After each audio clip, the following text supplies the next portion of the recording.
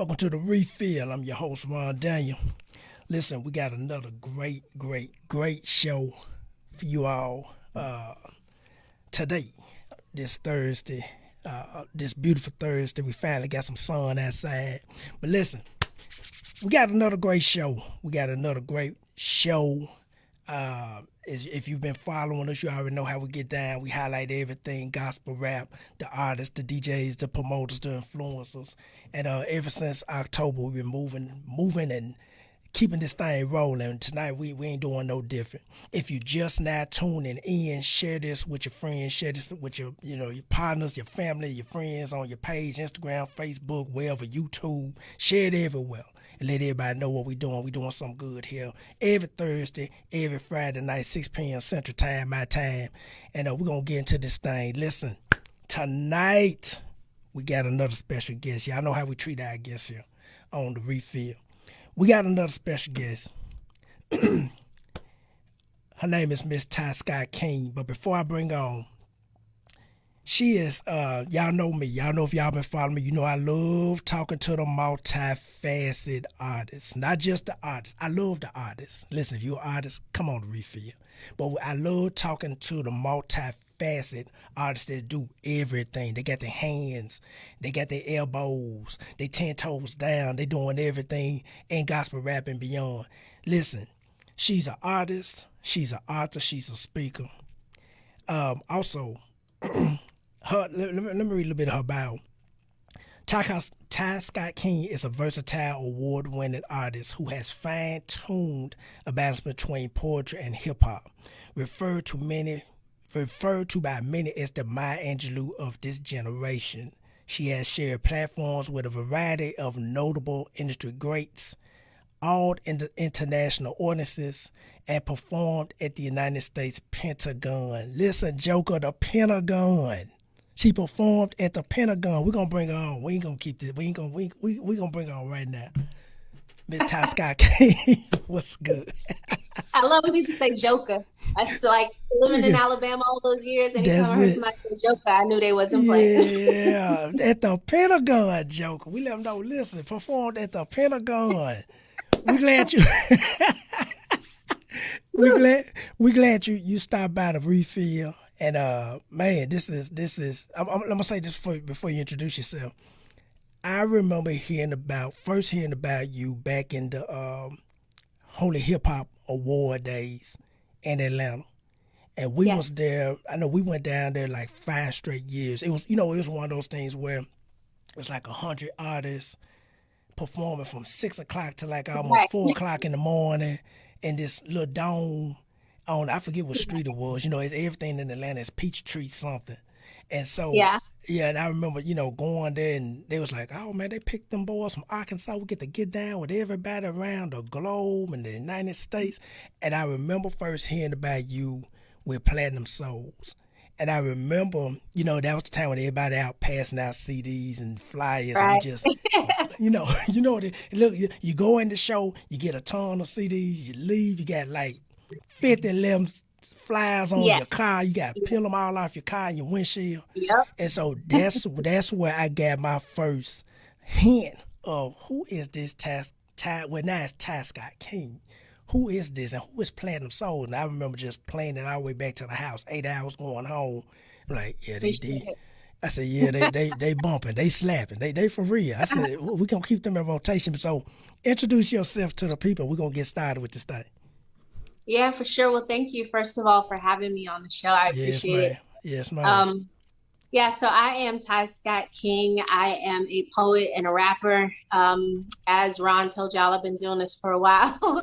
God gifted me with this gift and has allowed it to give me platforms that I really never even dreamt that I would be on. So I like to say, from the projects to the Pentagon and everywhere in between, God has really opened a lot of doors. So I get to do what he put me on this earth to do. I get to do it in a way that I think is true and authentic to me and to the kingdom. And so it's just always a good thing for me to be able to come on and like talk and hang out and just, fellowship with the people that God has already assigned and opened the doors for me to hang out with. Like, this was meant to be. This wasn't We talked a little bit before coming on air, and just about how both of our lives have changed significantly over the past couple months through losses. And but God, he uses those things. He uses all of those things. So I don't know if we'd be here had it not been for those major life things happening, but I'm grateful. So yeah. That's what's up. That's what's up. Let's go all the way back. I always ask this question. I always come out with this question. Any artist, whoever come on show, artist, DJ, influencer, I always start off with this. What was it that drew you? We know God, but what was it that drew you to gospel rap to say, hey, I'm going to do this. I think this is what I'm supposed to be doing. Yeah, for me, it all started with poetry. So if anybody's heard my story before, they're familiar. At 8 years old, I was already writing poetry. I thought it was like a common thing that everybody was doing, which is weird because people weren't really doing it in my house, but I thought everybody was doing it in their house. So I'm like, nerding out on these words in my notebook. And so I started writing when I was 8. That led to opportunities for me to go to School of the Arts from the time I was in like 3rd or 4th grade to 9th grade. And then because of rejection and because I didn't sound like this person or that person, I started to feel like, oh man, I'm not good enough. And so from 10th grade all the way through college, I basically sat out. Like I would write, but I really never shared it on any kind of platform. And then after college, I was in my early 20s. I moved out here to California. I was not a Christian. I'd grown up kind of in and out of church. I'd go to church with my mom or my friends. But we weren't necessarily raised in a household where it's like, you got to go to church. Right. So we had options. And so we chose the option to not really go. Right. So at 23, I moved out here to California and I'm like, I had moved in with some friends that I knew. One of them I had known basically all my life since middle school. And I said, look, I curse, I drink, I smoke. I'm the oldest. I'm going to do what I want to do. And I just remember her and our other friend, they just stared at me like, okay, that's what you really think is going to happen. But we already know, we've been praying because we knew you were coming. Right. So that first Sunday I was here in LA and I was like, man, where's the club? Where's the party? Like I was just ready to go, but they weren't doing any of that. So that Sunday they were like, hey, we're going to go to church. You should come with us. I was like, yeah, I do church. I could do church. Church ain't going to burn down if I walk in. I'll be all right. Right. So I went to church and heard the gospel like I'd never heard it before and gave my life to the Lord. And then from there, God just started connecting me with people. At that time, it was mainly in the poetry circuit. So the biggest to this day, even still, the Poetry Lounge in the heart of LA was where I really got my start and started traveling, doing poetry. And because I was a Christian, immediately it was like I had to use this gift for him. Like it didn't cross my mind to use it for anything else because I had a good circle of friends, because the people who were pouring into me were like, not necessarily, they weren't even creatives necessarily, but they were using their gifts in whatever arena God had them in. So I just kind of mimicked or modeled them. And so I started doing poetry, traveling all around. And then in about 2011, 2012, I moved to Atlanta, formed the group that you spoke of, Platinum Souls. And at that time, I was still doing poetry. I'd always like rapped and I would imitate rappers, but rapping wasn't like my thing. Right. And so when Platinum Souls started, there were 3 members. So there was myself who was doing poetry, there was a rapper, and there was a singer who also rapped. So that singer and rapper is actually Aaron J, who I have a single with now. But at the time, he had some contracts that he had to leave the group for. So there was a void. It was like, okay, I think I should step up and rap. I've been mimicking rappers. I think I can do it. Right. And so started rapping in like 2013 for real. And it's just always funny to me because I remember there was a time when I was like, oh my gosh, am I going to be able to write a poem again? Because I've just been in this rap mode. And then I'd be in the rap mode. I was like, okay, I got to get a handle on both of these things because I feel like both of these are my gifts. So for me, it's never been like, well, would I rap for the world, or is there any other way to use this gift that God has given me? It just always seemed natural and instinctive to use the gift and give it back to him. Right. That's what's up.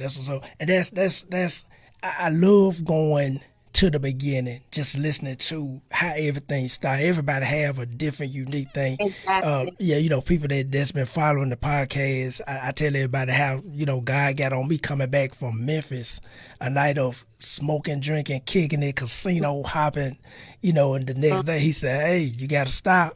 I want you to do this Right. for me. And I'm like, I don't know a gospel rapper. I don't know what gospel rap is. Look, I just want to, you know, I know you talking to me. I'm just going to go to church and see what this is. And look here, Exactly. for me, I grew up in the church till I was about 13. And Mm. so I remember my mom was like, you know, she was going through divorce and all that stuff around that time. She was like, hey, you know, you want to go to church?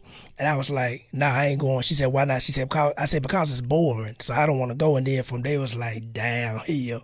And so, you know, it's like, you know, to God basically spoke to me and said, hey, it's time for you to stop.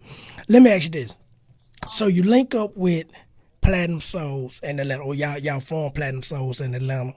Walk Yeah. us through the process of how y'all was able to put y'all first project together. And the reason why I ask that because I like hearing those stories. I don't want to hear about now we get streaming, we can afford these Right. big studios, and we can Right. go get a Canon D7 and shoot a video on site. No, walk us through that that first The project. beginning. Right. When we didn't even have enough real money to like be in the studio for real. Right. So Platinum Souls, 3 people coming together to form this group, right? And I remember Right. early on, people were like, "What's a poet and a rapper and a singer going to do together?" And we're like, "We don't know, but we believe that this is what God wants us to do." Right. And all these years later, people are still talking about Platinum Souls, and it ended in 2009. Right. So you know, he really did something there. So yeah, we connected at a radio station in Atlanta. Shout out to Boogie Bless. And through Boogie, we basically were like, okay, we think we should like basically just kind of help each other and just see what happens. So a few months in, if that, we realized, okay, we should form a group. What are we gonna call the group? Platinum Souls. That sounds catchy. 1 million souls for God. Yes, let's do it. Right.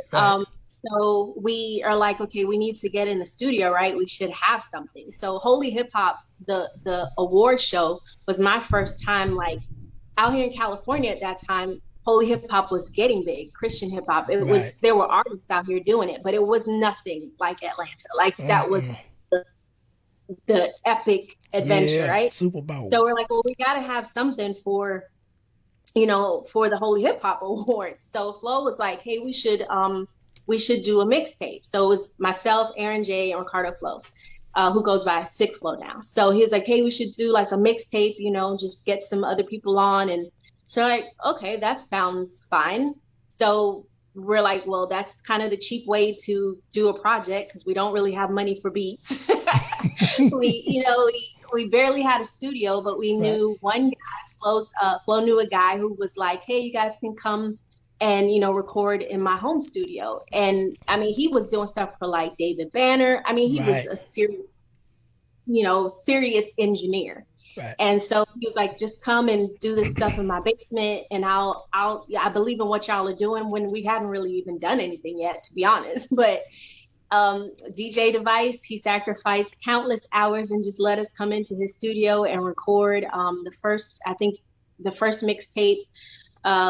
We put it out, like we always recorded our mixtapes in one night, like because we felt like we don't want to take up too much of this man's time. He's letting us do this for nothing in the beginning, and then for little to nothing, you know, the entire 8 years.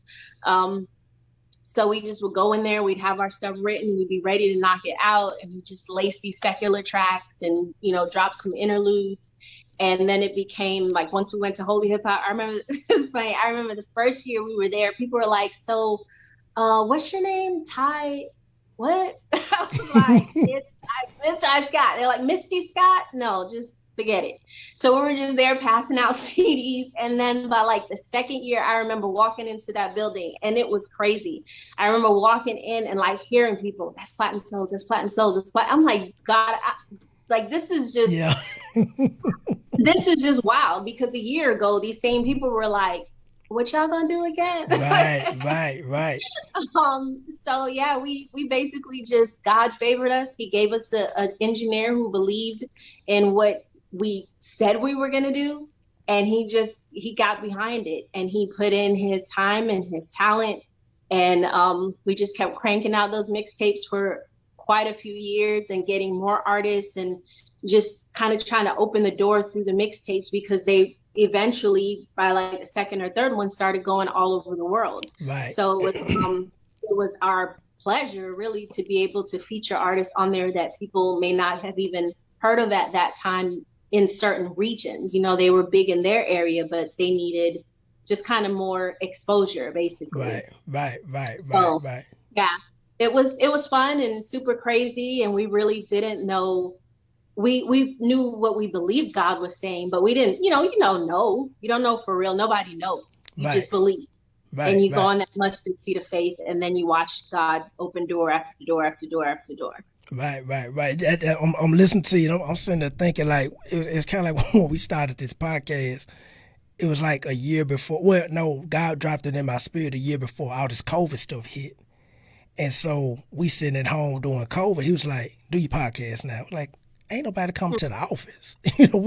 We barely doing Zoom. We at home doing virtual school now. He's like, "No, do it now." And the response was just crazy.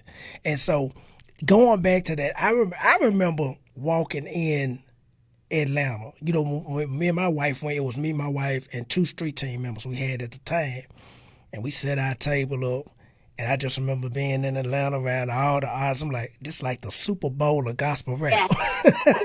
Everybody, exactly. Mama is here. Great way to put it. That's exactly right. It was like that. You anticipated that. You do your work through the year. Then you say, okay, we got to get to Atlanta. And I think it was in January. And so, it was like, I remember hearing Platinum Soul, especially the second year, not the first year I went. When y'all dropping the CD, it was right. It was it was the second year. I said, okay. I remember bumping Platinum Soul, okay, and got up there. And y'all did y'all thing. But let me ask you this: now you in the gospel rap space, what was some of your, I guess, now you in it? I guess we know it's totally different from the what I call the street boys. It's totally separate. It's totally different thing. What was your initial, I guess, feeling about gospel rap once you went and you said, okay, I'm in this now, so now what, God?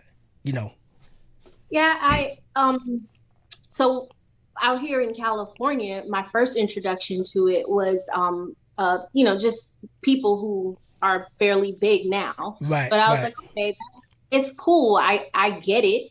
But I didn't rap then, so it's kind of like I can appreciate it, but I'm not in it. So right. Moving to Atlanta, and then being the poet who starts rapping and being in a group that's known for hip hop and poetry, it's like I saw how being a poet allowed me to get into certain doors, or allowed me to be able to open certain doors for us that Christian hip hop couldn't.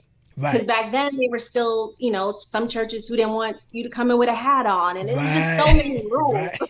What is the hat gonna do? What's that? What you think that hat's doing for real? Like, talk about that. So there were so many. People were so scared of it, even the church, and they didn't understand that it was a tool that God was using. Right. So, I've always considered myself, or over the years, I've come to realize that I'm a connector. So I was born in Jamaica and raised here in the States. I'm a poet and a rapper. So I just feel like God has called me to stand in the middle. So being the poet who also raps, I get the opportunity to be the first in a lot of spaces where people wouldn't necessarily accept Christian hip hop because they're comfortable with the poetry side. So I'm like, okay, cool. So let me do this poem for you. And then, what's going to happen? We're going to drop this beat. It's going to be all about Jesus. And y'all just, you trust me. So keep trusting me. Let me take you on this journey. Right. So it's been interesting to be a Christian hip hop artist, to say the least. But I'm grateful because I feel like people are really getting it more now than ever, I think. But then, there are always going to be those people who wonder, like, does it really take all that? I mean, maybe it's just not your cup of tea, and that's fine. Right. And I'm the same way. I'm like, I was going while you was talking. I was going back thinking about those times. We literally kicked out of churches.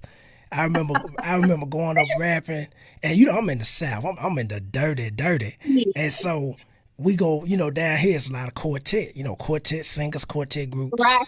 and so a friend of mine, he's a quartet. He's a big quartet promoter. He Shout was out like, to the yeah. So he was like, man. He said, look. He said, this is an event. He said, man, I dig what you're doing. I like what you're doing. Come to this event. He said, but I'm gonna let you know, it ain't number quartet singers. You the only rapper. So I'm like, I bet I can do it. I get in there. They looking at me like, man, who is this dude? We ain't come here for this. He found a bag of clothes on, hat on, J's on. I'm up there talking loud. They don't know what I'm saying. The beat loud. And I just remember hearing a whole lot. When how you rap and you trying to talk between each song, and they just mumbling, and then the mumble get louder and louder and louder until when my set was over, it was like 20 minutes, 25 minutes.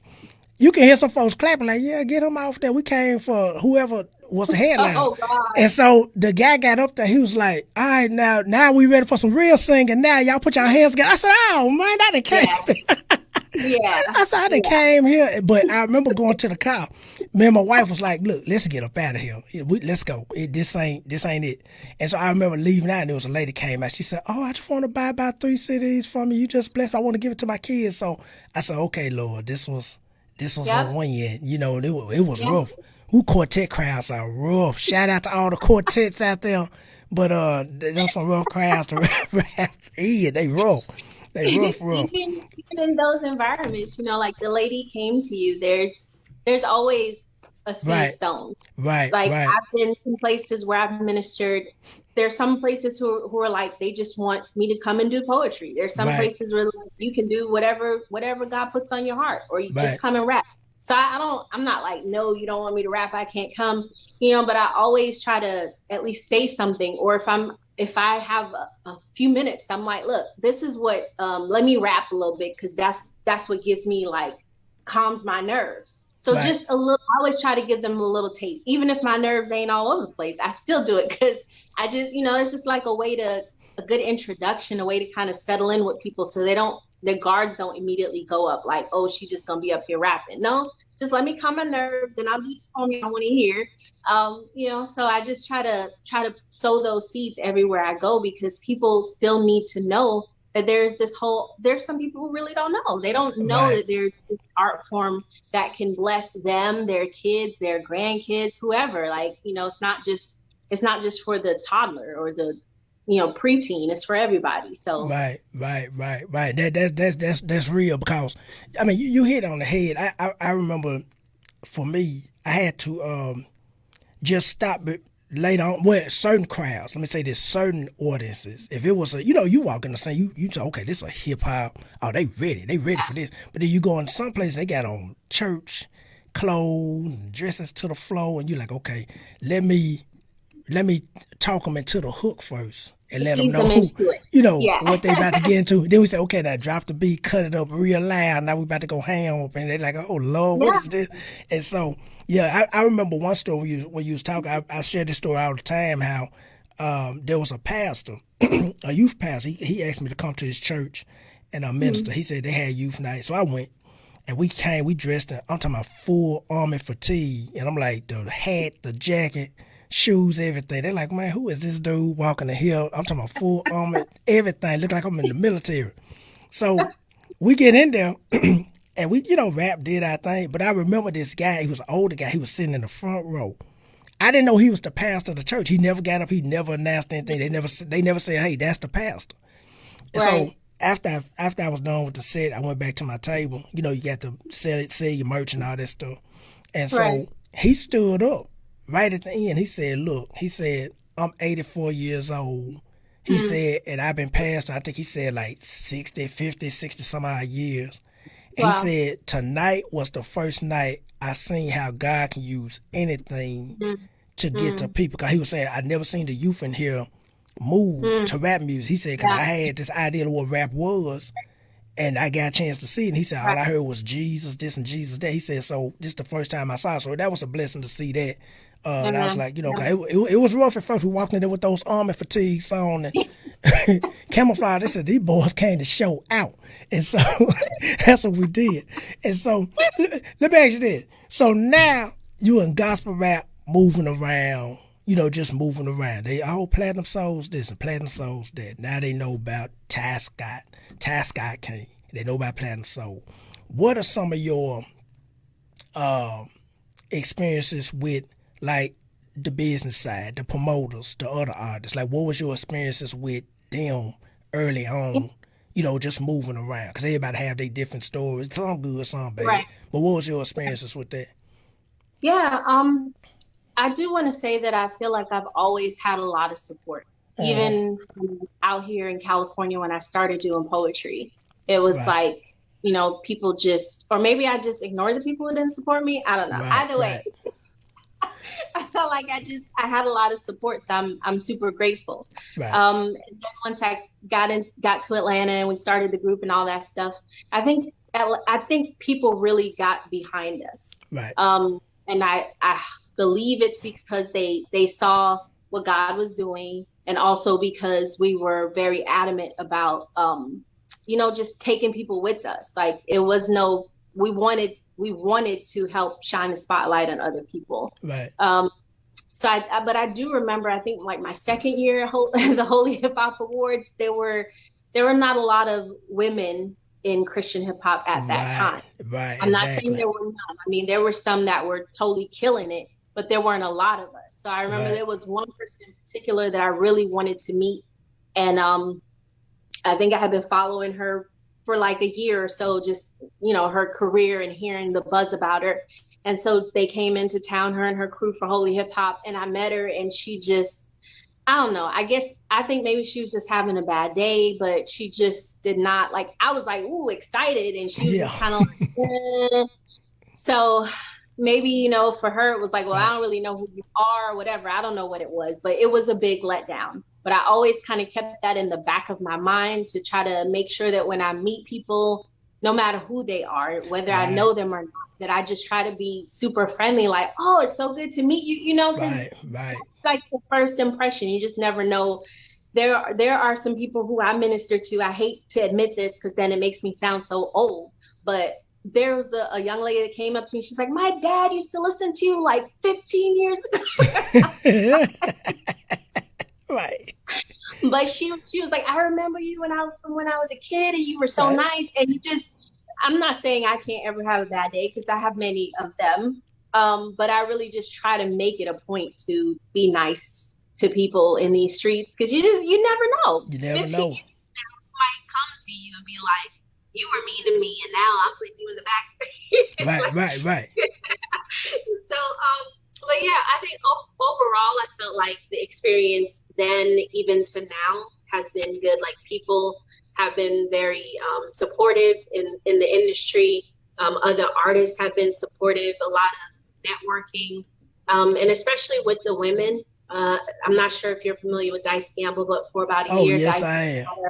yeah, so Dice and I had a show, Christian Ladies United. We took a hiatus. People have been asking for coming back. We'll see what God does. Right, You know, just being able to form these friendships and sisterhoods really has been super helpful for me, because it's right, like, again, sometimes you're in these spaces and they're very male dominated. So it's like right, nice right, to know that there's another woman there who has experienced it or whatever. Just, you know, somebody, even if after I go minister somewhere, I can call and be like, guys, guess what happened? Blah, blah, blah, blah. I mean, yeah, I can tell my husband, but it's like, right. to have that other female perspective has been really good. So yeah, I think there have probably been some horror stories. Definitely some. I remember going to a church one time, and churches have been great. I would say maybe a handful of times I've had an issue with getting paid when someone said they were going to pay me. But I do remember one specific time in Atlanta. This was when I was still in the group. We had got to this venue, and it was a pretty big venue in Atlanta. And the guy who was promoting the event, you know, it had been weeks, months probably that we were like, yeah, we're supposed to be on this. So that night, a ton of people show up to see us. And the guy, and I always knew something was wrong if somebody came and they wanted to pull Flo aside. And they were like, no, let me talk. I'm like, no, because he'll be smiling with you, acting like everything is good. No, I'm coming. So he wanted to like pull him off into some private room, and I was like, no, we're Platinum Souls. You need to tell the both of us what the problem is. Right. And the guy was like, I didn't sell as many tickets as I thought. I can't pay y'all. And this was right before we were supposed to go on. So we're like, okay, we got a couple options. We can go out there and tell all the people who we told to come here, like, to go try to get your money back. But we're like, we got to do it now because a lot of our people are here and they paid their money to. So eventually we got our money, but it was just like, it's just crazy to me how people think sometimes, like, well, you'll be fine. It's okay. You just want to like buy sneakers or something. I'm like, no, this is actually what I do. Right. They don't understand it. Right. So I think out of all and then there was another time when I had to like call the pastor of this church because the youth pastor refused to pay for like weeks and weeks, and it just drug out. But other than those two times, I think financially people have really honored their word, which I'm really grateful for, because whether you have a contract or not, people really don't have to. I mean, they could go that route where you have to sue them, you know, to get your money. Right. So I've been really fortunate, and so I'm grateful for that. And I've made a ton of great friendships with guys, girls all over the world because of this ministry. Right. So my husband is always like, is there a state where you don't know somebody? I'm like, let me think really hard. Right. Because I've met so many people along the way. So, yeah, no really big horror stories, just stories that I'm like, y'all could have avoided that by just paying the money. And that's it. We had a situation. I don't know why I'm thinking about this. We had a situation where we was in Nashville for some Stellar Awards. You know how you have the Stellar Awards, and then you have like the side shows around the Stellar Awards. So I'm not gonna tell you which big time artist this was that had this show. So we was part of the show. And he came in, and they kept pushing us. You know, we the gospel rappers. Everybody else in there singing, and, you know, had the choir. They pushing the gospel rappers back. So I'm like, look, what's happening? We finna go, you know. So this artist, who I'm gonna leave nameless, I mean, we if I say it's not you, we're like, oh, for real? Like, yeah. He come in the room. He said, hey, everybody got to go. I got to do my sound check. We're like, hold up, we ain't even performing, none of that. So we went outside, talked to the promoter, thinking everything. It was me and my my artist I had at the time, and that was it. Me, my artist, and my wife. And so she was like, okay, we're going to give you your registration money back. I said, okay, cool. And so we waited. So she tried to go through the side door. So we ride through Nashville, chasing her down. I'm talking about running. And for folks that's looking at this, I hate to say this, but we had to get our money. And so we running through red lights. I'm talking about literally, she running through red lights, we running through red lights. And so we finally end up in some hood in Nashville, way away from the venue. And so she pulled up at this church. And so I just cut my high beams on. I said, hey, if we need our money, we didn't do that. So her friend jumped out the car and she said, she went over to my wife's side. She didn't come to my side, she went on my wife. And my wife, you know, she got this look on her face like, what is this mess right here? And so she gave her the money. She said, hey, you know, I apologize, and, you know, we're sorry, but we got another event coming up. We're going to contact y'all. I was like, nah, hey, don't worry about it. Just thank you for this money. You know, we went on to the other Stellar Awards stuff that was, you know, for that week. And so, yeah, we didn't get burnt by some promoters until we had to put that paperwork in their face. They was like, oh, okay, these boys for real. Let me say this too real quick. When you mentioned Dice Gamble, I'm talking about no cap at all.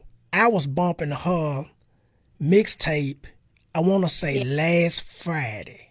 What? And let me tell you, can y'all please do the holy hip hop, Christian hip hop gospel rap coach a big super favor and make that album. Cause when y'all two on the track, it's that thing bumping. That whole thing, let me tell you, I'm not saying that because this is a show. I'm like, y'all got a certain chemistry that work.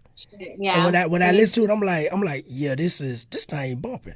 And so my daughter, my 6-year-old, when we was listening to it, I won't say like last Thursday, it was last week sometime. And so she said, Dad, and I'm a 14. Dad, and I'm a 14. She always say that. She say, she a thumb sucker too. She suck a thumb. And so she was like, she pulled the thumb out. She said, Daddy, number 14. She go back to sucking the thumb when the song on. Then go off. She said, Daddy, play it again. So What's she number 14? What's number 14? I have no, I'm going to say it's called, I think the song is called Lottery. It's one of her old songs. Okay. I think it's called Lottery. And it's from a mixtape she did in the past. But the song y'all did, it was a mixtape with her and Platinum Souls. That thing slapped. And then I told Dice on that mixtape, right, the one Dice Gamble Platinum Souls, I was like, I did a verse on that song. I think it's my best verse ever of anything I've ever done. That thing bump. Let me tell you something. And I'm not saying this for folks who listen. They know, they follow me, they know, they say, yeah, Ron, dang, you gonna keep it 1,000. Y'all need to put, please, Dice Gamble, if you looking at this, put it together. I'll call Dice when we're done. Yes, don't worry. Y'all put that together. Listen, and send me a copy. Matter of fact, I'm paying because I'm gonna be bumping it in the South everywhere, in the Chevy, everywhere I go, I'm gonna be bumping it. Please do that. We ready. I mean, that I think that will be, to me, massive for the culture, because one thing I try to do, and I learned this years ago. Like I've promoted shows in my city, conferences, when the conference thing was big. Just around the country, you know, it was Holy Hip Hop, it was the Midwest Holy Hip Hop Awards, it was Trey 9 in Texas with the Texas Holy Hip Hop Awards, and then we was doing our thing here with the Lifeline in the city, and so cats was coming from everywhere, and so I've learned to just keep my ear to the ground on what's bumping, what's tight, what sound good, and when I heard that, I said, yeah. I said, them two, that's why I'm glad you mentioned that. I said, them two need to make something and make it fast and put it out there. Cause I'm telling you, it's gonna make a lot of noise. I know it is. I know God gonna make that thing move a certain way. And folks gonna be like, man, this thing is bumping. I just texted her about something yesterday. Right. So when we were, I think it was 2020 was like a vacuum, right? So I believe 2019, we were in Atlanta for a Christian hip hop club called The Sanctuary. Right. They brought me out, had some of us. So Dice was on the lineup, myself, Erica Combo was hosting, and another female artist named Promise. So I was like, well, we're all going to be on the same stage. We should do something together. So we collabed on something live that night. People can watch it on YouTube. It's on the Sanctuary's page. It's also on my YouTube page, Ty Scott King. So Dice and I, we've been saying for a while, we've done some stuff on each other's projects over the years, but yeah, it's definitely time to do something else, do something yes, new. Please do. And when you do, please come back on the show. We're going to make this, I'm going to say it's exclusive, y'all. Exclusive. They're going to say, man, what you talking about? I said, this thing going to make y'all jump out them J's. This thing bumping. And so, let me ask you this. So now, you with Platinum Souls. Now, what year did Platinum Souls stop? Being 2009. 2009. Yeah, 2009. So now you got to jump out into the whole solo act thing. What was your first thoughts when you say, okay, now I'm gonna do this act solo now? Yeah, so Platinum Souls was 8 years. It was an incredible journey, right? And then God was like, okay, it's time to stop this. But he didn't tell me what it's time to do next. So I was like, okay. So just gonna stop this. Every weekend we're ministering somewhere. So I moved from Atlanta to Dothan, Alabama. If anybody knows where Dothan, Alabama is, congrats to you. So it's a very small city, and but God really blessed me there and allowed me to do some major things from that city. But when I got there, it was like, okay, I have a poetry book that I'd written that I hadn't released. So my first thought was, all right, I'm gonna chill here for a while and get poured into. My church home was there. And so I would just go to church, get the word in me. And I was like, I'm going to release this poetry book. So I released the poetry book in 2010. And I was like, okay, this is great. People had a great response to it. And then I started writing. I kind of had never stopped, but I didn't envision myself doing an album. I was like, I'll go back to doing poetry because I'm comfortable with that. I know that's like the gift that I've been using practically my whole life. Right. So I felt like I was a good rapper. I didn't necessarily think I was great. I didn't know if I could do it on my own. Poetry, I knew. I've been doing this solo forever, right? So like 2010 or so, I started writing again a lot. Like right after I released the book, I just started, I had the desire to like really listen to music and start writing. So I was just writing all the time. I had this season. And then one day I looked up and I was like, I think I have an album. So fortunately, my pastor, Hart Ramsey, at the time had a studio there on his property that I had access to. So started just going in there and laying down some stuff, getting some tracks from friends like Trey Peace and just people from all over, Picasso, people who I'd built relationships with over the years. I was in souls. And so I was just like, hey, I think I'm working on this album. Can you just send me some tracks to listen to? Big Ran was doing a lot of tracks back then. Canton's engineer. He played so many roles in Canton's life, his DJ, all this stuff, right? So I was like, I think I'm working on an album. Can you just send me some tracks and let me see? And so in 2011, I released E320. And that was like, for me, it was significant because it's like, okay, I've always gotten to put poetry and rap together, right? But I get to now do it like I hear it in my head and kind of piece it together the way that just me, I'm the final deciding factor on how this happens, you know? And I had a lot of leeway in Platinum Souls because it was a joint effort. So we were all given our input. But this time it was like, man, whether this succeeds or fails, ultimately is on God, but also I've had such an instrumental role in this. This is my baby. And I remember doing the release party at my church, and they had always been supportive. They had always brought Platinum Souls in. That's how they knew about me. And I was like, so I think I said the first 20 people get in free or something, get a CD. Yeah, they get a CD. And I did that because I was like, people might not show up. You know, people say they might come, but who knows, they might not. And so the first lady came to me and she was like, Ty, I need you to open these doors because you got people wrapped around this whole church. They just standing outside. I was like, Jesus. I know that's right. So I was like, yes, it was a confirmation that I needed to feel like, okay, I can do this and I can stand in this on my own, you know? So from there, it went from doing that album to doing the second album. And then since 2015, I took like a 2-year break from releasing any music. I was still ministering and traveling around and writing, but I didn't release anything for like the first 2 years that my husband and I were married.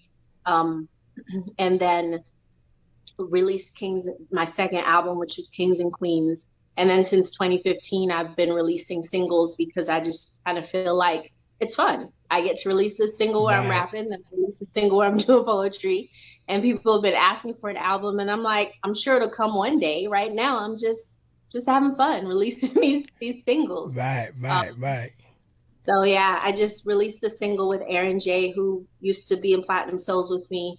No Greater Love. We released that last Friday. And then tomorrow we're releasing the video for the song. So if y'all want to come to the watch party, just come on my page. You'll see all the info.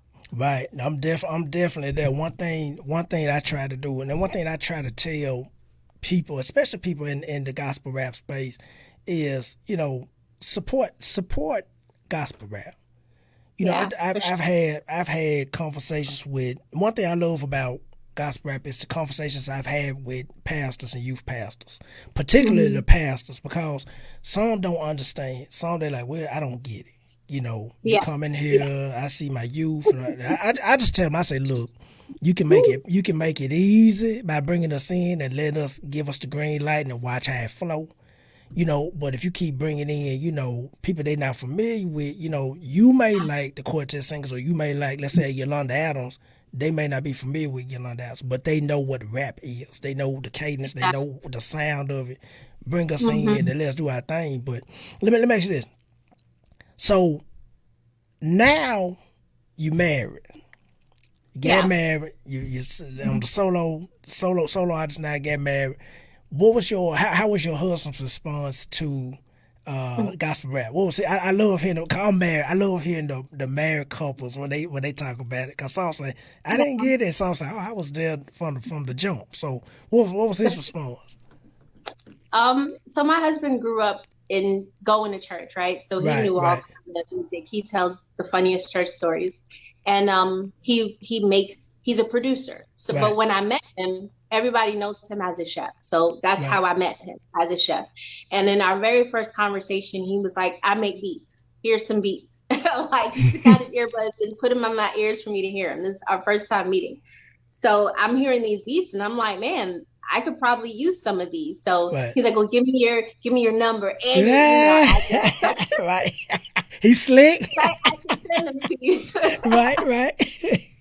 So I was like, okay, so once I pick the beats that I want, you just don't contact me anymore, right? He was like, no, that's not gonna happen. Right. I just wanted to really, really get him to admit it. But yeah, he's always been really, really supportive. So he knew, like, from that first conversation, I shared a lot about what I do. Like he really could be like an FBI profiler, because he was like, you look like you do this, and you look like you do poetry, and you look like you're a teacher, and he got all that right. And I was like, but you didn't say I rap. I don't look like a rapper, because I am. So he rapped too, and he still raps now. We collaborated on some tracks, and he's done a lot of my production from my second album to now. And so he's always been really supportive. Like he loves the scene. He does holy hip hop. And so there's never been like a moment where I felt like I had to explain why are we doing this, you know? Right. That's such a blessing, because I know a lot of people have had to do that in their marriage. Like their spouse just doesn't get it or doesn't support or whatever. But anybody who knows me knows Sunny Night. So they know he's always, he went on one of our Love Beats and Marriage episodes, the vlog that we do, we were talking about how he went from, just like meeting me and coming with me to stuff to being like, now he's got to work the table and people are asking him what rack does she want to do. And he's look, I'm just here to support her just like you. Right. So he had to learn how to do a ton of stuff. He became road manager on day 3 or something. So. Hey, been there and done that. When me and my wife, when we first get married, like that was around the time God was like, do gospel rap. And I'm like, okay. Matter of fact, how we sparked relationship, we was friends before we get married. And so how we sparked the friendship was at the studio. I asked her to come by. I wasn't trying to be slick or nothing. I was like, hey, can you come by and sing this hook on the song? That's it. And from there, it just kind of just went and took off from there. But people always, and I give this, it's just all glory to God, because she understood, what I was called to do. And I tell people all the time, I say, I was called to gospel rap. I said, just like somebody called to minister or preach or pastor, I was called to do that. And so she jumped in day one. It's like at the table, and now she's doing her thing. So I'm sitting at the table. So they said, man, you the gospel rapper? Like, yeah, but I'm not rapping today. I'm here to do, she's selling her stuff, and I'm here to, to help out at the table. And so it's like she in the front, I work the back. If I'm in the front, she work the back.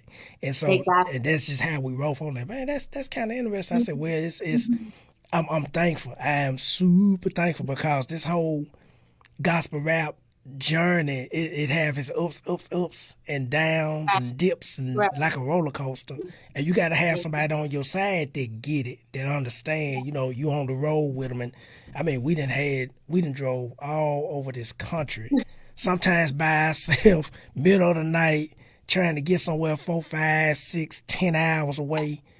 turn around, come back. So that's my road dog. And so, Yeah. she get it, she understand. And the same thing, she got to go somewhere. I'm doing all the driving. She got to, that thing. She don't drive. She know it. She say, baby, drive. I'm driving everywhere. And so, or we fly. That Sometimes we sounds fly. like my husband and I. I love Right, to drive, but right, he's always like, "No, you just chill. I got it." right. And so she like, I drive. I don't drive nowhere. And so I was like, boy, I drive everywhere. Let me ask you this. So now you just dropped your single. Let me ask you this. Hold on. Let me go back. Let me go back to my note. Hold on. So now, voiceover actor. Yeah. This is the part of the interviews I love because a lot of people think, oh, they just gospel rap. All they're gonna do is talk about gospel rap this, gospel rap that. But you a voiceover actor. How did you get into being a voiceover actor? Like what got you? What led? How was you led into that? You know what I'm saying? How did you start doing that?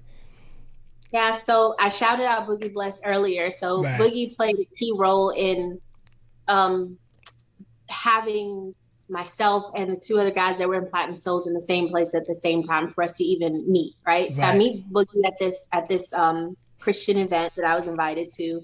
I do some poetry there, and he's like, "Oh, he was a DJ on the radio station." So he says, "Oh, can you come by my station in the morning right, and give me a CD?" Like he didn't say give me, but he was like, "Can I have a CD?" And I'm right, like thinking, I'm a starving artist. You know what I'm saying? I can't really afford to give anything away, but I was like, "You're a DJ, yes. You've been nice to me this whole night. I'll right, give you a CD." So gave him a CD. Next day, go to the station with him. He had a show on Sunday morning. Go there, and he just was like, "Hey, I think I have some opportunities for you. I work at this place where we do voiceovers, and I think I could use you, especially with like the poetry, the writing, all that." So, I'm like, okay, you're just making connections. You never really know if people are gonna do what they say, right, if they are who they say they are. So a couple weeks go by, I think, and I get a call from him, and he's like, "Hey, can you come up to?" He gives me an address, and I go there and end up. My first voiceover was doing a jingle for Pizza Hut. mm, So it's funny because Canton Jones sang on that jingle. I was on there. I think I sang a little bit and I did some poetry, and then did McDonald's. I've done a Vino. I have done since then, like branched out and worked with other companies to do right, voiceover. And I've done hotels.com. Um, I actually won an award for that first Pizza Hut jingle that I did. It won a Silver Mike Award, which is apparently something very impressive in the voiceover world. But it was myself and some other people on there. So yeah, I've been doing voiceovers. I believe it started probably in like 2004 or so. mm, And yeah, I just when when we were talking before we came on, and you were saying, "Oh, you have a website too," and I actually just got a voiceover booking through my website 2 days ago. right, A random message saying, "Hey, I don't know if you're ever going to see this or respond, but I work for this company. I'm a producer with this company, and we're looking for someone to demo a voiceover that we're gonna pitch it to this organization, and we hope it's gonna go here, there, and everywhere. And if you do this, we have a small budget now, but it could lead to something really amazing in the future." So yeah, I'm grateful for the opportunities that just keep coming for me to use my voice. So I use my voice. Sometimes I use my accent because I am Jamaican, so I can turn the accent on if they request it. right. Sometimes it's poetry. Sometimes I'm just reading, a script that somebody else has written, or I might get hired or booked to write the script and then record the voiceover. So it just depends on what people want and need. Right. That's what's up. I love hearing that because, people. I make websites all day, and folks are shocked like, man, you make websites. And in my city, some people come in, and I open the door, and they're like, you the gospel rapper. That's first thing they say. You rap or you gospel rapper something. You was at my church and they'll say something like that. I said, well, we're talking about websites today. We're not talking about rapping. Right. We're talking about that later. You need a website. So so you need to, you need some marketing. We're not talking about rapping. I said, now if you want to talk about some rapping, we could talk about that later. But I get that. Right. I get that a ton. I'm like, recently I was talking to a pastor on Zoom and his church need a website. And when I got on the Zoom call, he was like, man, where I know you from? That's the first thing he said. I said, I don't know. I'm trying to get the meeting. You're just trying to get the meeting on, get it out the way so you can go on and do what you need to do. He said, man, you rap. He started naming all these pastors. I said, yeah, I know Buddy. I know him. He said, yeah, you was at the church about a year and a half, 2 years ago. I said, yeah. I said, but let's talk about this. That's cool, but let's talk about this. So let me ask you this. Mm-hmm. Gospel rap in 2021.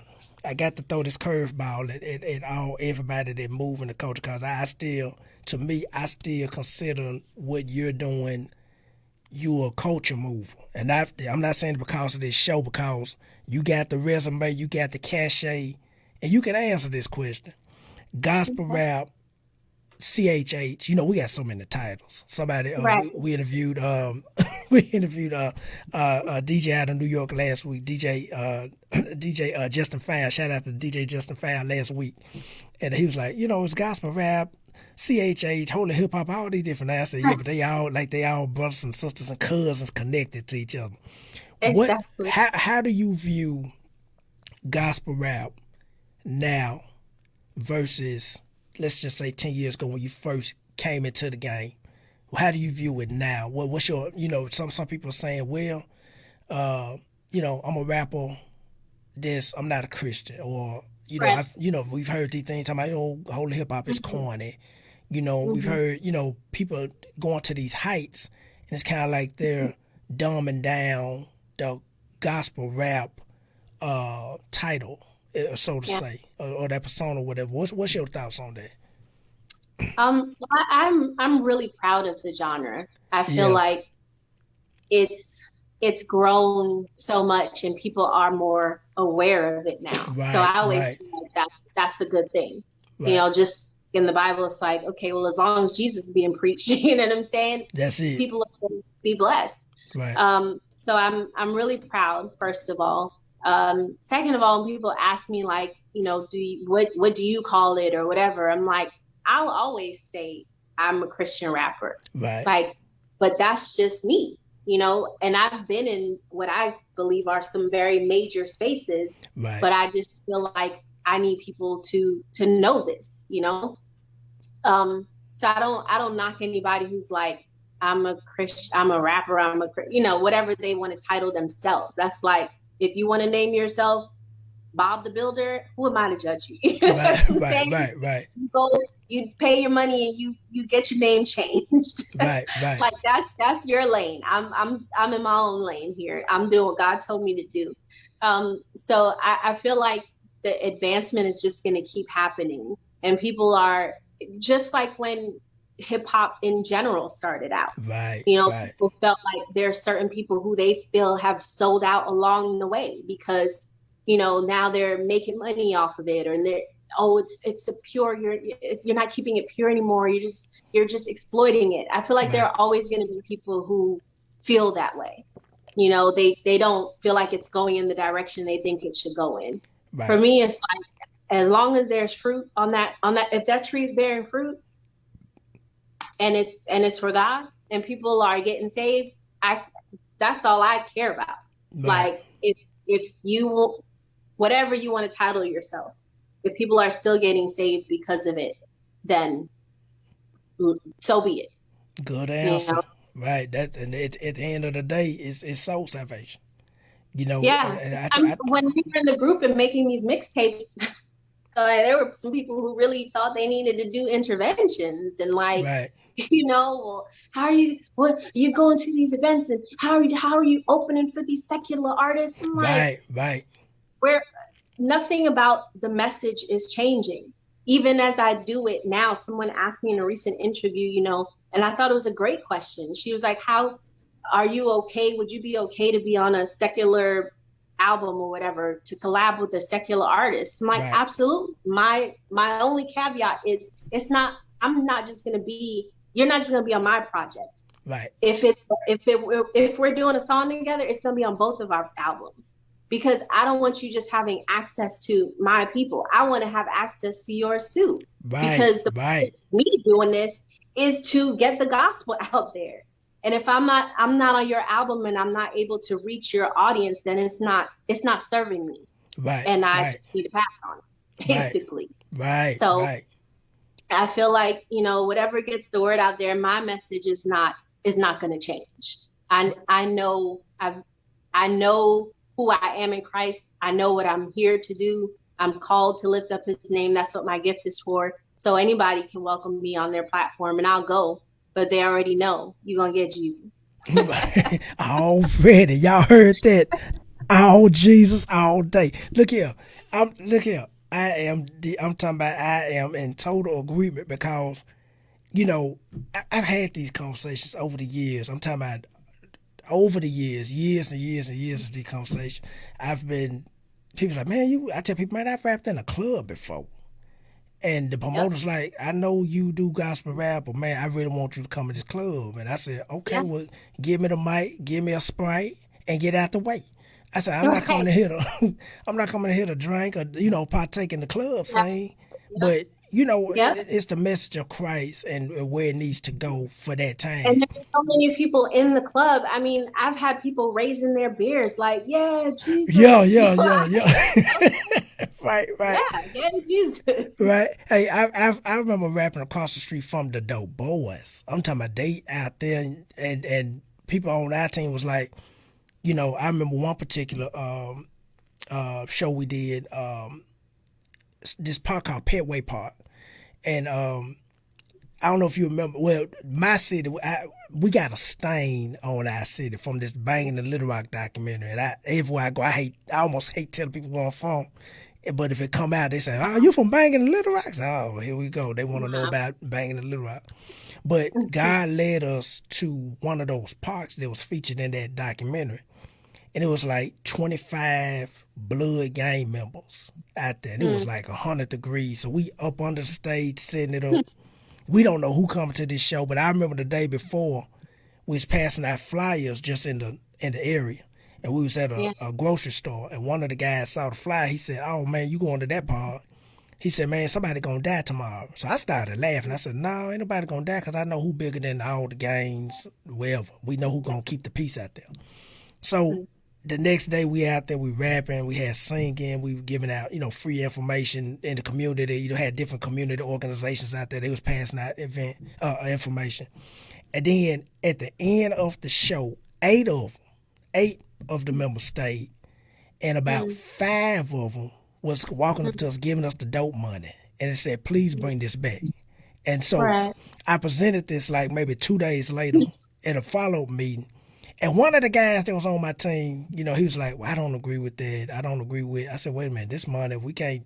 God moved on. We didn't ask for no offering, nothing. God moved on them because they saw something and they want us to bring what they saw back to that area.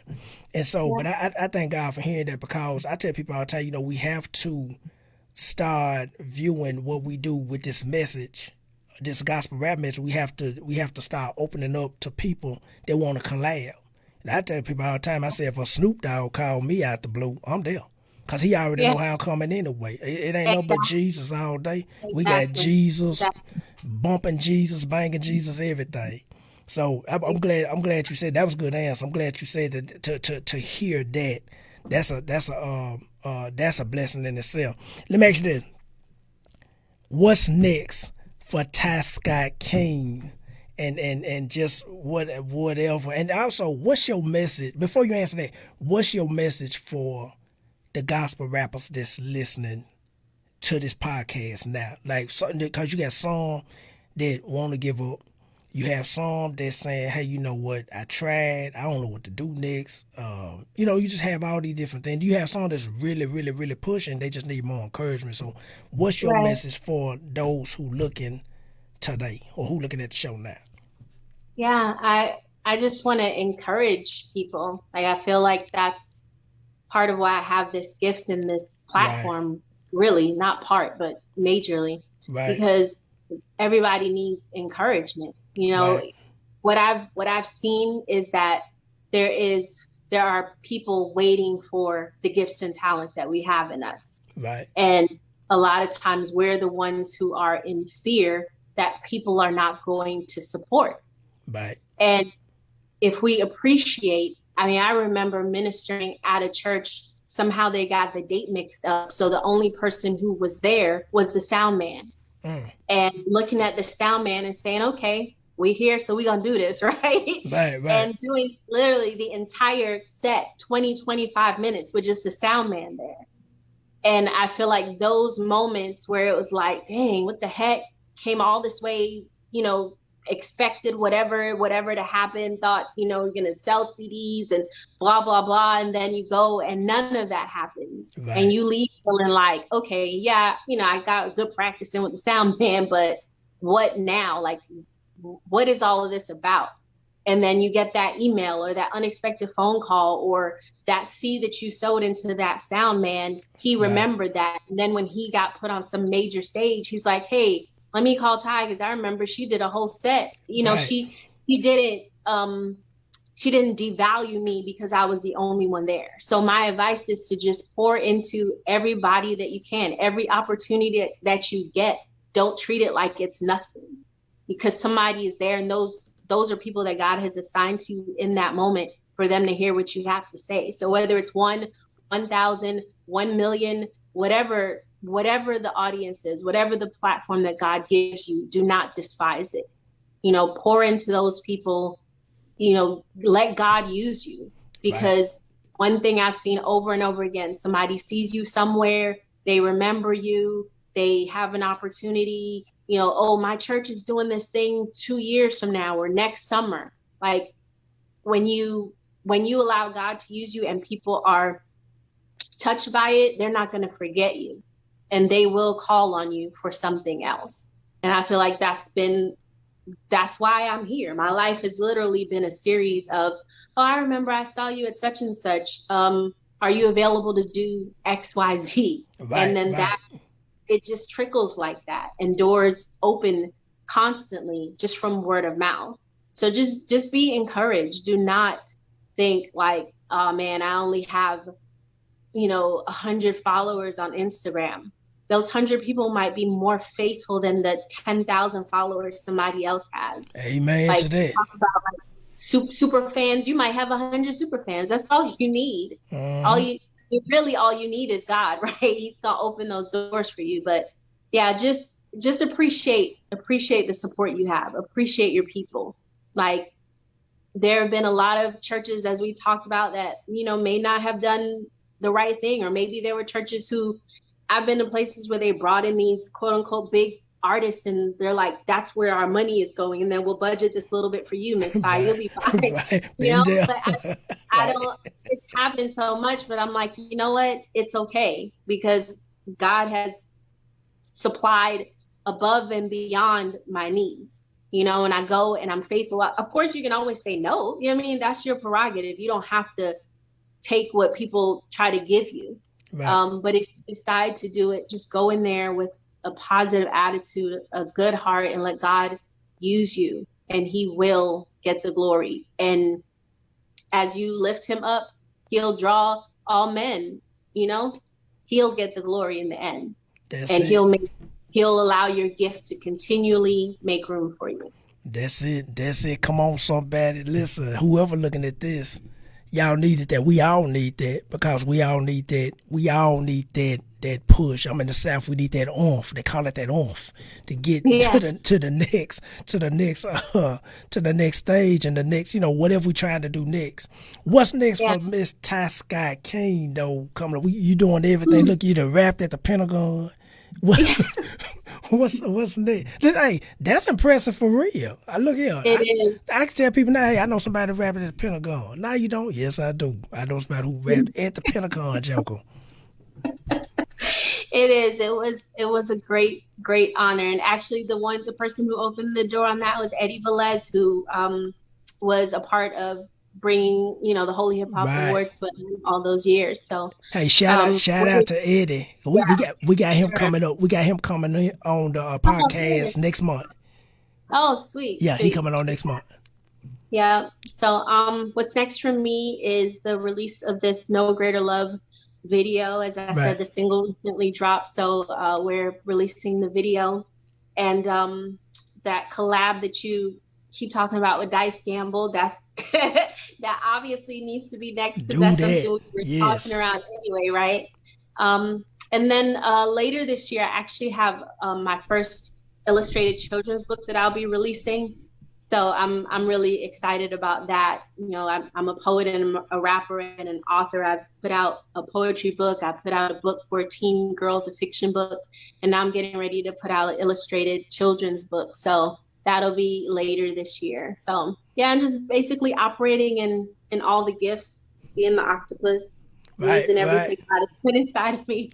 Right. That's what's up. Hey, big salute again. We glad you came on the podcast. We consider you the Refill fam now. And anytime you doing anything, let us know. Let us know what we're doing, what you're doing, so we can support. Because I'm big on network. I'm huge on networking and helping. And I'm in the South, and whoever you on the West Coast, so whoever can help do what, I'm like, do it. That's why we built this platform. We continue to build it and grow it out. We still trying to figure out how it works, and so it can be a home for artists like yourself and anybody doing anything. They can come on and say, hey, I'm doing whatever, and we can talk about it and spread the news on it, and and keep it moving. So big salute.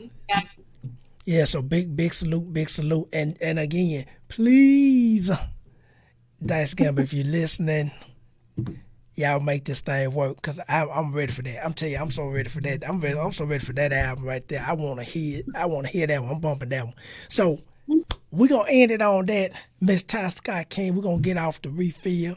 And we're going to, let me click this and make sure, click these buttons around here.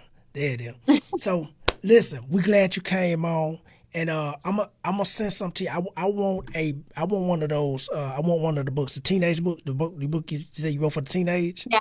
I gotta get one. I got a 15-year-old, and we try to pour into her anything positive, anything godly. Because I was with her yesterday.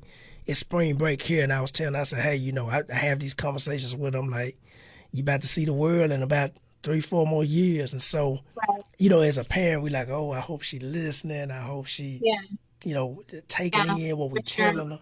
And so we definitely want to buy. I want to buy one of those books, even the one you're doing for the even small children. But I let you know about that. We definitely gonna support me and my family, and we're gonna get off this thing. We're glad you came on the refill. Thank y'all so much for having me. Come to my party tomorrow. I'm there. Y'all hear that? Go to Ty Scott King's page. The new video. Tell everybody the name of the song again for the new video. Yeah, it's called No Greater Love. No Greater Love. Y'all go check it out. Go to her Facebook page. What time tomorrow? 4 p.m. Pacific. So 7 p.m. Eastern, 6 p.m. Central. Right. Y'all support that. We're going to get off this thing for tonight. That's Miss Ty Scott King. And we're going to get off this thing. And that's the refill. Listen, that was good. Another great show. Man, that was a lot, man. Let me tell you something, man. That was, it's, for those who come on the show every week, and you get a chance to see, what we're building and what we're doing in the Christian hip hop space. Ty Scott King is, to me, is what I call a double OG in the Christian hip hop space. And so to have her on, giving us all kind of nuggets and wisdom and everything about, gospel rap, that's I thank God for that. And I hope whoever was listening tonight that they took something away from this interview. Now, Here's another thing we gotta address. Since we building here, we got to address what we looking to build. And so one of the things we're looking to build here at the refill is a platform, gospel rap, Christian hip hop platform where the artists, the DJs, the promoters, and the influencers can come week after week after week and just we can highlight and showcase what they're doing. So a big part of building is money. So we need money, y'all. We need y'all to give. Listen, I tell people all the time, I'm one that will ask for money. Where I'm from, closed mouths don't get fed. That's a down south thing that I've been hearing for years, and I say it all the time. So we need money to grow. So if you like what we're doing, if you feel like, hey, I can get behind the refill, I can get behind what they're doing with the refill, look at the info below. You'll see some info moving at the bottom of the screen. Cash App, VENMO, PayPal, you can donate there. Any amount would do. We take that money, we grow this platform. People do donate, people do give, and we thankful for anyone that gives to the refill because it takes money to grow anything. If you build a house, it takes money to build a house. If you buy a car, it takes money to buy a car. If you whatever your favorite restaurant is, wherever it is, it takes money. It takes money to eat, from your favorite restaurant. So we're no different. It takes money to build this platform, and so if you want to be a friend of the show, donate. Donate to the show. Any amount would do. We take the money and we use it we put it back into this platform to build it out. Everything costs. The internet costs. This microphone costs. This computer y'all see, it costs. And what a lot of people don't like is people asking for money. I ask for money all the time. I'm not gonna beg and plead for it, but I ask. If you like what we're building here on the refill, donate to the show. Also, if you're an artist, a DJ, a promoter, or influencer, or a radio personality, and if you want to be on the show, just look at this information below. You'll see some information moving below. You'll see an email address, DAREFILLSHOW@gmail.com. Send your information there. We'll fit you in. I want to say I thank God because the next 2 months are booked solid. And I thank God for that. The next 21 shows are booked solid. April and May booked solid. Artists all around the country have responded, to what we're doing and so what we're building. And they see what we're building. They like what we're building. They know that it's a need for the Christian hip-hop space for a platform like this. So if you're an artist, if you're a DJ, if you're a promoter or a radio personality, make sure to look at the info below. You'll see some info moving at the bottom of the screen. And just make sure to just send your information in, and we'll fit you in with a date and a time. The Refill the show, it airs live every Thursday and Friday, 6 p.m. my time, 7 p.m. on the East Coast, 4 p.m. on the West Coast. And so we're looking to grow. We're looking to expand. We're looking to keep this thing moving, keep this train rolling, and keep this podcast growing and moving it around the world. We're working on some things now that I can't let everybody know what's happening. I'm the type of person, I'm not gonna, like they say, put the cart before the horse, but we're working on some things behind the scene with some artists that, y'all know these artists, and they want to come on the show now. They want to come on the platform and the podcast and, just share their story about how they came up in the industry too. So, every week, come back, 6 p.m. Thursday and Friday, 6 p.m. every week, here on the Refill page. Soon we'll have this show going on Instagram at the same time and YouTube. We're still building it out. Listen, we ain't figured it out, but we figuring it out. We still figuring out how this thing works. Anything you're building, it takes time to grow. So you got to be patient. And we patient here at the Refill, here at Divine 7 Entertainment. We're patient. We're looking to build something mega. something major for the kingdom of God, where it can affect people globally. So it's gonna take time, and then for those who watching, y'all get to see the show too. Y'all get to see how we build this out and how we grow this platform. And so y'all tune in tomorrow night. We got another great artist. Friday night, we got another great artist from Dallas, Texas, that's coming in. He gonna jump on the podcast, and we're gonna chop it up some more, and just go from there. But listen, if you like what you see, if you like what you heard, make sure to like, comment, and share. Share this on your page. Share this with your friends, with your partners. Share this on your platforms: Instagram, Facebook, Twitter, YouTube, wherever. Share it and let everybody know what we're doing. Let them know that something positive is going on. Let them know that somebody's doing something other than, instead of celebrating killing in the rap music, we highlighting the goodness in rap music. We highlighting the good things in rap music and not the killing. We hear killing. Killing is celebrated in rap now. Where people are killing, they got the Drake code and they knocking people off. Well, we're not talking about how many people we knocked off. We're talking about praising the Lord.